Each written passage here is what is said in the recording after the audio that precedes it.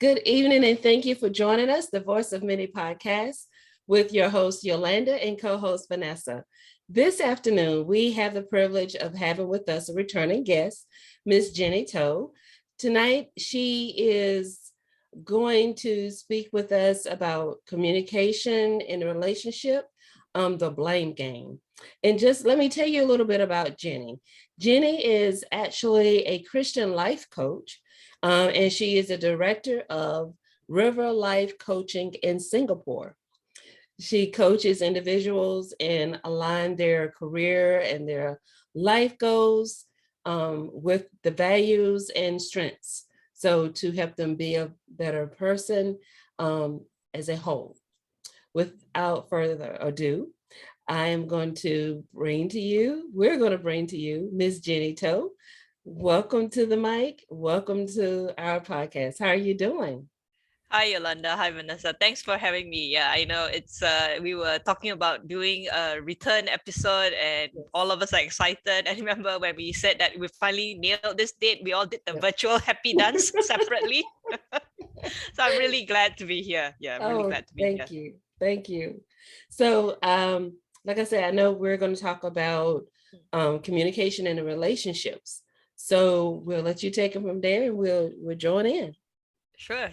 So I won't take credit for the pointers that I'm sharing here about difficult conversations. I've been reading this old book that was first published in 1999. It was part of the Harvard negotiation project. So it's called Difficult Conversations, How to Discuss What Matters Most. So it's written by Douglas Stone, Bruce Patton, and Sheila Heen. So check it out. I don't get any bonuses or commissions from this. I think it's just an amazing book, and many people have used this book to address difficult conversations. So difficult conversations can come up anywhere. It can happen between spouses, parent child, work situations, between colleagues, managers, and people in governments have used this book to talk about those difficult conversations as well. So it's really amazing. What the authors do is they drill down the kind of like the structure of what is a difficult conversation. What are the things that happen within there? So the first one is the what happened here structure. So in every difficult conversation, there is a what happened here. So that's like my perception of what happened here and Vanessa's perception of what happened here. That means our stories. So in a way, we think our stories are the truth, right? Then we feel like, oh, okay, this is my way of looking at it. However, Vanessa has her own way of looking at it. So that's one aspect. And this is the part where the blame comes in as well, because if I believe my story so strongly and Vanessa doesn't see it my way, then it's Vanessa's fault, right? So that's the blame. We're definitely gonna dive into that. So the second structure of it is the feelings conversation. So after we know, like, this is my story, this is your story, what are the feelings behind it? I feel hurt, I feel angry, Vanessa feels misunderstood. So there's a lot of feelings going on. And one of the pitfalls in a difficult conversation, we push aside feelings, especially in the professional workplace. We brave through, we don't address the feelings. So either we bottle it up, it becomes resentment, it hinders our relationship going forward because we are already angry but we don't say it. Or the opposite effect is you say it, you explode. Then that's not good as well, both professionally and personally. And finally, there is the identity part of that conversation. So what is at stake here? What part of your identity is at stake here? So for example, in a marriage, if you have a difficult conversation, is your identity as being the good wife? So if your husband says, I noticed the dishes aren't cleaned yet, unwashed yet, what were you doing at home all day? If you're at home all day, that's the identity. Are you saying I'm not a good wife? Something like that, right? Something like that. And if you tell your husband, okay, I'm really tired, can you look after the kids? His identity of being a good father is probably challenged because it's like, my wife doesn't understand me. I work so hard. And then, I know this is quite the traditional way of looking at husband works, wife stays at home. Nowadays, everything's different. It could be father staying at home, wife works. But basically that last part is a deeper level. What part of your identity is at stake here. It's not mentioned. We don't even know it sometimes. It's a very subconscious thing. So that's how you have it. So in a difficult conversation, you've got the what happened part of it, then you've got the feelings part of it, and then underlying on that, what part of your identity is at stake. So I'm not saying it happens this way, but these are just nice. I think it's very nice structure for you to think about, when you have a difficult conversation. Okay, I definitely agree. Can see that 100%, because even with our kids, with our kids having situations at school that do not go well, and someone ratted on them or something happening in class, we hear their story first, and we want to either blame the teacher or blame the person that made them upset. And like you say, we have to hear both sides. And I know it's great for you being an attorney, having to, prioritize those feelings, and being able to understand the underlying condition of both people. They're being able to believe what they say, and then want to put the blame on the other person. We do that so easily that we forget a lot of times that we don't have the whole picture. There's always two sides of every story. Vanessa? We will never have the whole picture. Yeah. It's a lot like that saying, you don't know what someone else is going through until you put your feet in their shoes type of situation, because most of the time when we have an argument or a difficult conversation, we forget about that, how the other person feels, what they might be going through, and if their current situation has changed their view of how the entire conversation went with us, and that can affect everything. Yeah. Yes, I definitely agree that, and it's about empathy, right? It's not saying that I fully understand, but at least, like you said, put yourself in the other person's shoes, and then you can kind of relate. You can never fully understand what that person is going through, but you can kind of relate. So Yolanda, like your example, a student is having a difficult time. You may be able to relate because you were a student once, but being a student, my time as compared to how my daughters and sons are going through school now is completely different. But at least you can kind of relate to the frustrations, like when a friend says something hurtful to your daughter, you had that experience as well, and how do you deal with it? I know as parents, we always want to help, always want to get our child feeling better. We move into solution mode very quickly. Then we miss out that part, right? The feelings part of that conversation, because we kind of like dismiss that feeling because we don't like to see our child being hurt. But it's important for our child to just definitely go through those feelings as well. Yeah. And then too, I want to add the relationship.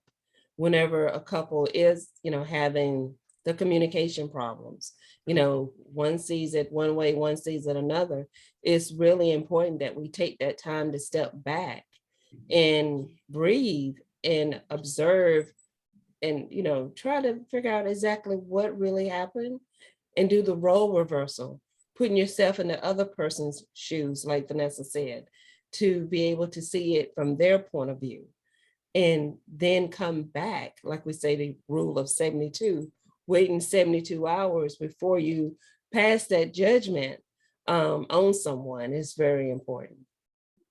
Yeah. And on that note of judgment, that's where blame comes from. So there is a lovely quote in the book that says that blame is about judgment and looking back. So you're looking at the past actions, the past words that are said. So that's blame. So they suggest that in order to move forward in a difficult conversation, don't use the blame game. Move towards contribution. So I'll talk a bit about what they mean by contribution. So contribution is about understanding the other person's story, also understanding your story, taking into account, your feelings and what part of your identity is at stake here, and then looking forward. So in every situation, we contribute to it. it may, so don't get obsessed about, oh, did I contribute 50% or 45% to it, or did my husband contribute more? No, it's more like understanding in every situation, about this washing dishes example that I put there. Your husband contributed, to it by asking that question, and then you yourself contributed to it because you were really tired that day, you were really feeling low, and you didn't want to do the dishes. So there's no element of blame here. It's just that what part do we play in this story? How much of it is also part of our actions, part of our decisions, and it's coming to a level of understanding. Yeah, so it's opening up that conversation to understand what actually happened here. Mm-hmm. And then also too, looking at the positive, like you said, instead of always the negative. We got to turn situations around.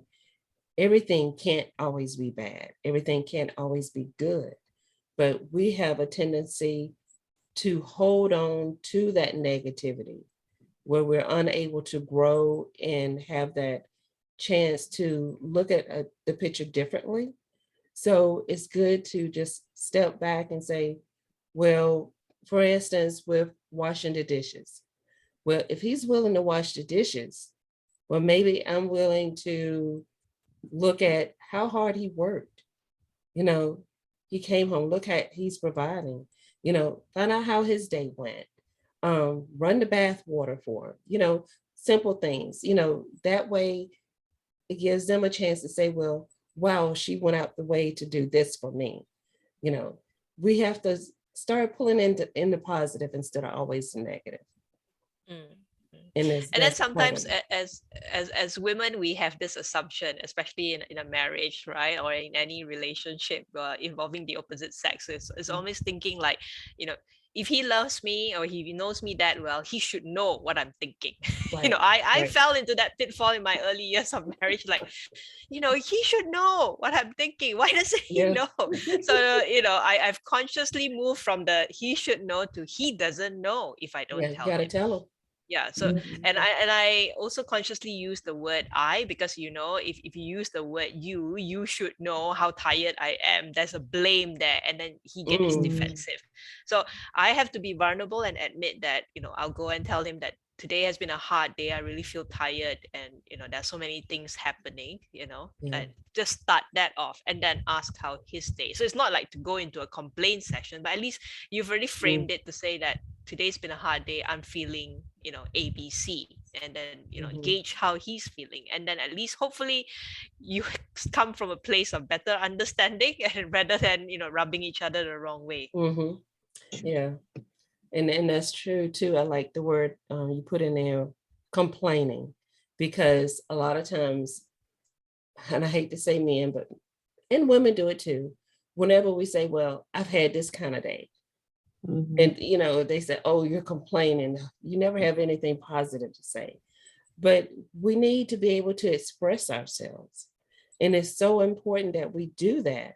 And without expressing ourselves, that starts the snowball effect where we go into the blame game. We go into, like you say, the very first one, where we have our thoughts of what the other person, of our story. This is my story. I believe my story. I'm sticking to it. That we go into that defense mode. So that's very good. Very good.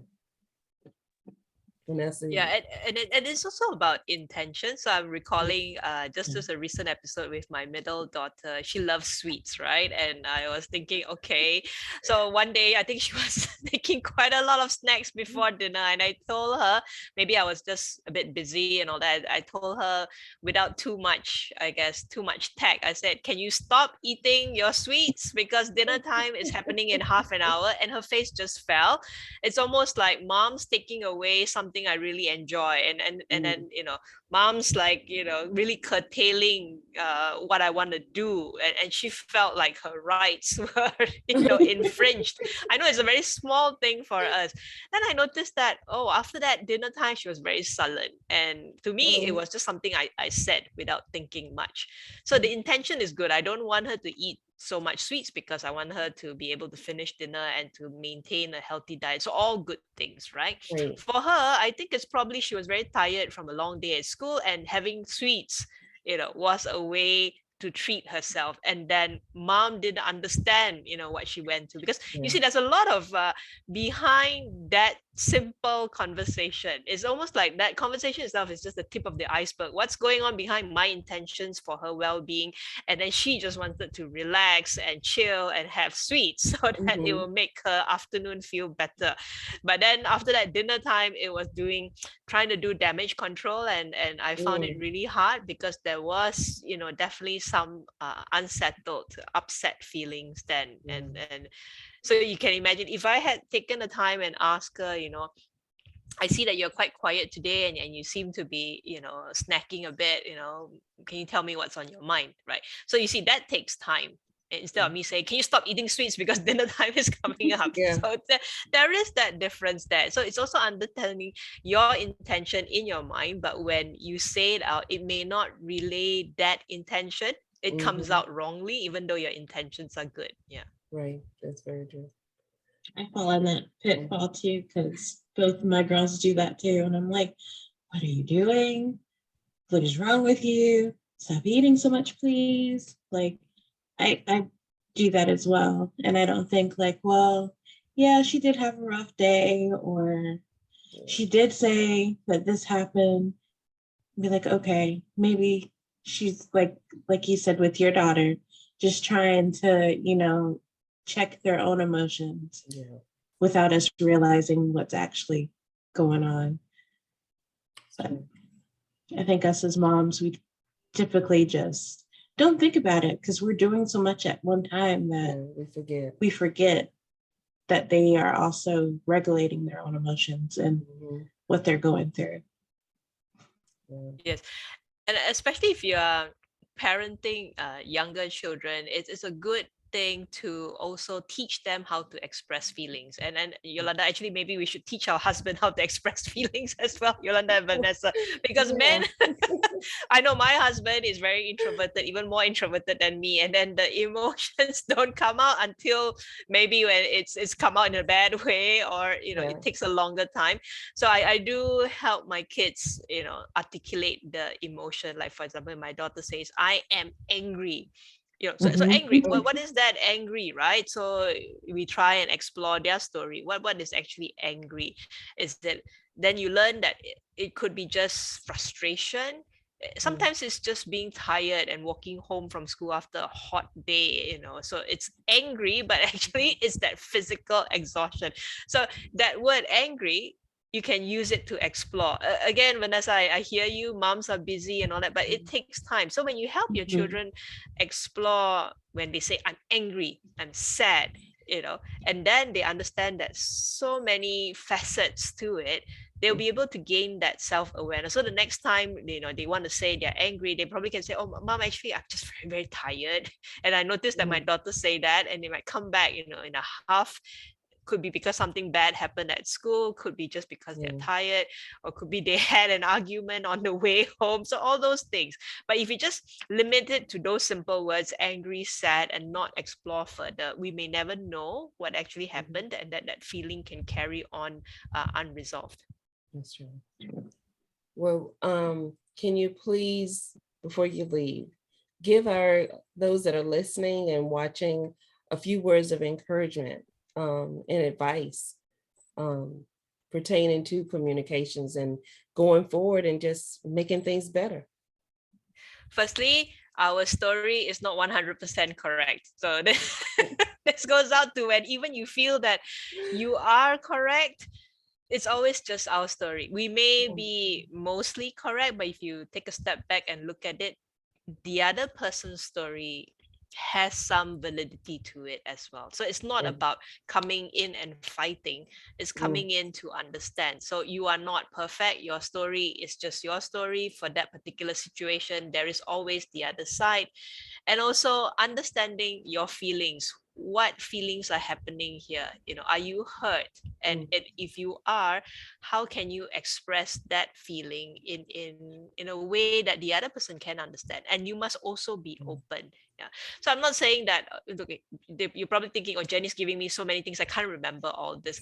Just remember that, see the good in the other person, even if it's a difficult conversation, because we are all ultimately just people trying to make things work in our lives. And ultimately, I believe that everyone is good. It's just that sometimes we're stressed, we're overwhelmed, we carry baggage, and then it all comes out wrongly. So just take your time to really see that person, as a person you trust, as a person you love, and start from there. What is going on in this person? He's normally not like this. So what happened today? And a lot of times we are also quite selfish. So it's like, oh, it's about me, right? Okay, are you attacking me here? So that's that identity thing. You're not being attacked. Sometimes people say things to you, it's coming from them, from something that's hurting them. It's not about you. And you happen to be standing there. And Vanessa, Yolanda, I'm sure you know that we hurt the people closest to us the most because they are there and we feel safe with them. And then that's when we lash out. So it's just to know that ultimately you care for that person. And then, how to make things better is just to open up your mind to understand. Yeah, it's not about blaming, it's not about looking to the past, it's about looking forward and what you can build from today. It's beautiful. It's well done. Thank you. And those also that are listening and watching, how can they find out more about you and follow you and get to know more about this wonderful lady that we have? Thank you. You can find me on my website, River Life Coaching. I'm also on social media, LinkedIn, Facebook, River Life Coaching, or Jenny Toh, T-O-H. And I know that you guys will, share all this on your social media. So I don't think I'll get lost. I should be able to be found. Oh, boy. Well, thank you so very much, Jenny. Thank you, Yolanda. Thank you, Vanessa. You're welcome. And to those of you who are watching and listening, please don't forget to follow us on our social media pages. And please don't forget to hit that like and subscribe button, as we don't want you to miss out on any of our great guests or great topics. We want to thank you all for tuning in, and we will talk to you all later.